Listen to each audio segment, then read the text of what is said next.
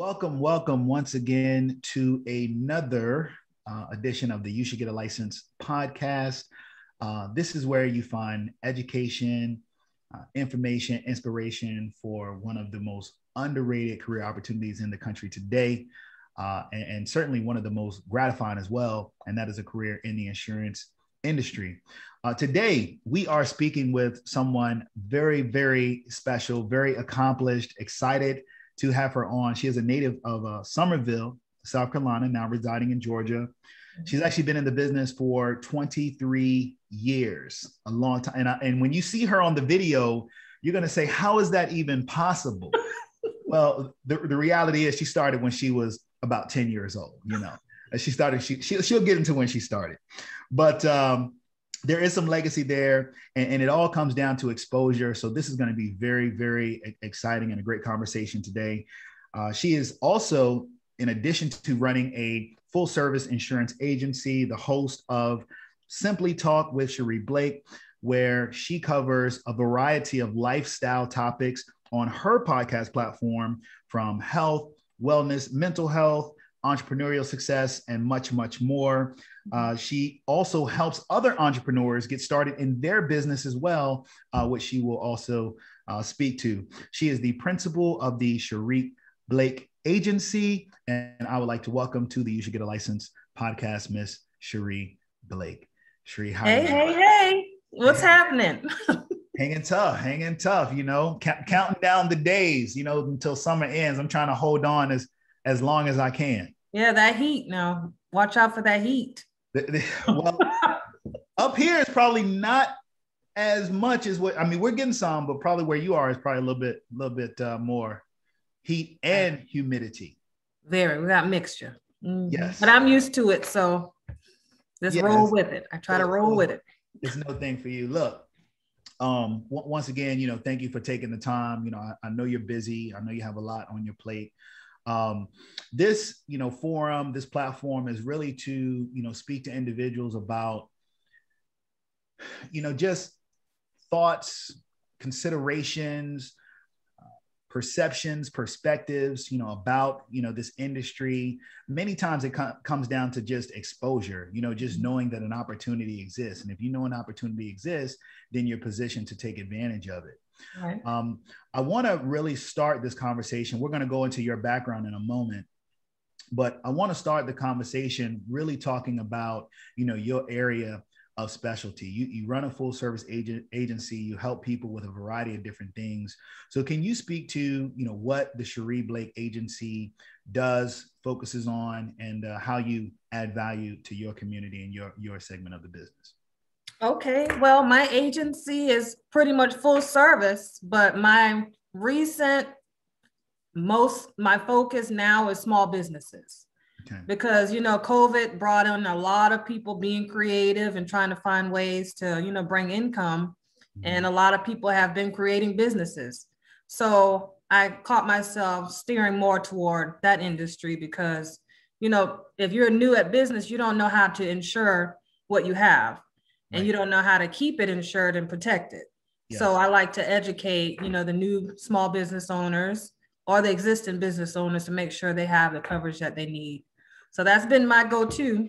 Also, I do life insurance. So to make sure people that are business owners, they're insured with their business, life insurance wise. We have the key man insurance, if you're partnered with another person with your business. So making sure if something happens to your partner, the business can continue. Yes. So that's a big thing as well. So that's my focus right now. Yeah. Now she just gave some education for those who may not be familiar with those terms. So I want to go back through. She said she talked about the key man insurance, for business owners. Definitely, if there's a small business that's a partnership, that key man is going to protect, essentially the liability.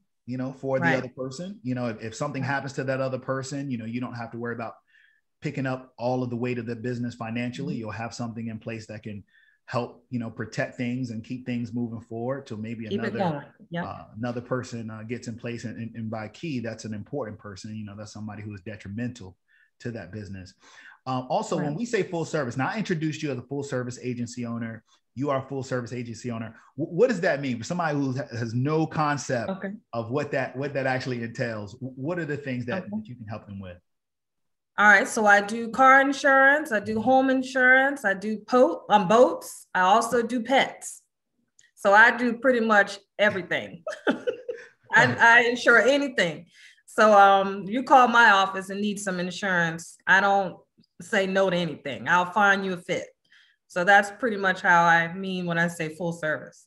Full service. So whatever you may need, if you're looking at an opportunity that says, hey, look, you're going to be a full service agency, you're doing the home, you're doing the auto, you're doing the pets, taking care of Rover. People love their pets. Oh, absolutely. Hey, look, it's important. You got to have that pet insurance because veterinarians are expensive. Yeah, that's right. That's right. So you got the pet insurance.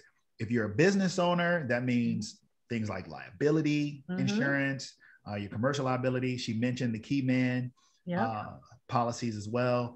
And life insurance in that key man, very important component, not just for businesses. You offer that for individuals as well, correct? Right. Okay. Yeah. And with the small businesses, you also will help them with some of their benefits as well, right? Correct. Yeah. And I'm glad I talked to you about that because you got me going on that. So we're going to talk later on off the record on that. Oh yeah. I'm here to be a resource, So, you've been in the business a long time. I mean, practically your entire adult life. Right. Okay? Here's what I want to know. You could have done anything you wanted. Okay. Scherrie Blake, 9 years old. What'd you want to be when you grew up? I think I wanted to just play sports because I was part of a sports family. So I figured, well, I guess I'm going to play sports too. So I was playing softball ever since I was like 6. So I thought softball was going to be what I was going to do professionally, but I only played up until I was 18. So then, but I started insurance since I was like, 9 or 10 years old, like you said, filing papers. Right. So at that point, I didn't really think about long-term. I just thought this was my job. I got to do it. And then by the time I turned 18, I was told this is what I have to do. Wow. So okay, you were going to be in sports. Who else in your family was playing sports? Everybody? Yes, my dad. He was a big college athlete. He had football and track. So he was a record holder in track. Nice. And he got drafted to play professional, but he got injured. So that was his way, of steering his, going the other direction. Yes. And he said, well, if I would have went that direction, you wouldn't have been here. So I guess I'm glad he didn't go that direction. But I have uncles that played, I have 2 uncles that played professional. They played for a couple teams. So I didn't have a favorite, put it that way. So I grew up liking all the teams. And then I just had recreational, people playing recreational ball and wasn't able to go as far as college because, college is something that a lot of people don't go. And they're just athletes just in local and they don't go any further than that. But we have so much talent. I feel like they couldn't go any further because they didn't go to college, but they're still athletes, put it that way. Yeah, I find that I have several friends, who are athletes and who played professionally, formally, right? Who went into this industry, and I find that this is a business that does attract people with those athletic backgrounds.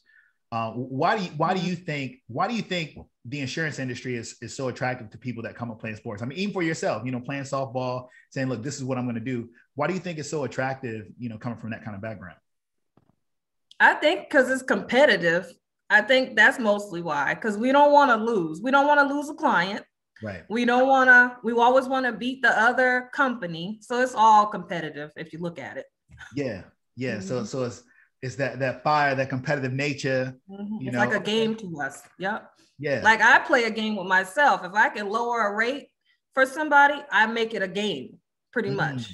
Like whoever company you're with, I'm sure I can beat it. And that's the way I do it. There you go. Nice. Okay. So I know you bridged right into the insurance space. Let's talk about that, because you said, hey, you were told this is what you're gonna do, right? How'd you end up getting into the business? Take us through the journey. Okay, so I worked for my dad. Okay. My dad, he had an Allstate agency, and he had it for, I think, 30 years is how long he's been in business, and he's retired now. But when I started with him, like I said, I was 10 years old filing papers, but I learned the business just listening, just shadowing him. So about the time I got old enough, I was it just fit. And I got pregnant at 17. Okay. So at that point, my dad was like, well, you got no choice. You need a job. Here you go. Here it is. So that's basically how I was told, this is what you're going to do. But I'm thankful, I mean, I'm not thankful I had a kid so early, but looking back at it now, I'm kind of glad I did. Yeah. What was that like?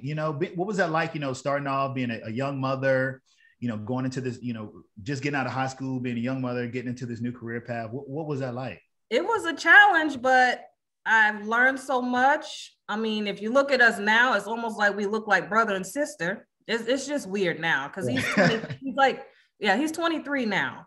So if you see him and then you look at me, you're like, well, how can you have a 23-year-old? It doesn't add up. But trust me, I remember I had him. Yeah, you're right. You were there. I was there. But yeah, it was, I learned a lot. So we pretty much, we grew together, put it that way. We grew together. I was able to teach him a little bit about the business, but he didn't really want to go that route. He was more of the wants to do sports. Yes. So he grew up in it as well. He played football in high school and he played a year in college. So I didn't want to force insurance on him like it was forced on me. I wanted him to have his decision to do what he wanted to do. So yeah, I'm glad I learned it early. Now I feel like I can actually teach it. And I think I'm steering more that direction when it comes to insurance now. Not so much of the selling, more of the training agents that, early start so they can learn how to, grow and what not to do, what to do. Because I didn't learn the traditional way. I learned just looking at my dad. Got you. Because he was old school. He didn't really teach us how things are going now, technology wise. Once it got to the point where things were social media, and learning all this new stuff, he was like, I'm out. So, so I wasn't able to learn much from him on that aspect, but I learned, about customers, and I learned how to deal with people, which I'm glad, I learned that way. And I'm just a people's person, so it kind of fit. And I like protecting people. Yes. Even when it came to sports, I protected people, like y'all say, protect the quarterback. I protected when I played softball, whatever. I protected our pitcher. So it all goes together, put it that way. Yeah, all works in alignment. Yeah. And with your son, he didn't go into insurance, but then if he went the sports route, that still is in line with the family trajectory. Right. But he had big shoes to fill. So they always compared him to his uncles and my dad and stuff. So he pretty much felt like, okay, I have to do sports. I have to show them that I could do as much as they do. Yeah. But he was a whole different league. My dad was a wide receiver, had uncles that played tight end and running back, but my son was an offensive lineman. So he had a whole different route. Right. All he had to do is just knock people out. There you go. Right. Yeah. Right. Yeah. So that's how that went. But now he's a PlayStation. He plays PlayStation, I guess you could say, on a professional level. Wow. So because he didn't go that route of playing, further than college, he now does PlayStation and competes that way. Wow. Hey, look, it's big money in gaming. It is. Yep. Yeah. It is serious. My 11-year-old was talking about a Fortnite tournament. He was like, yeah, I could get $500 on this tournament. I'm like, Fortnite is the one. That's the one that makes the most. Yeah. Yes.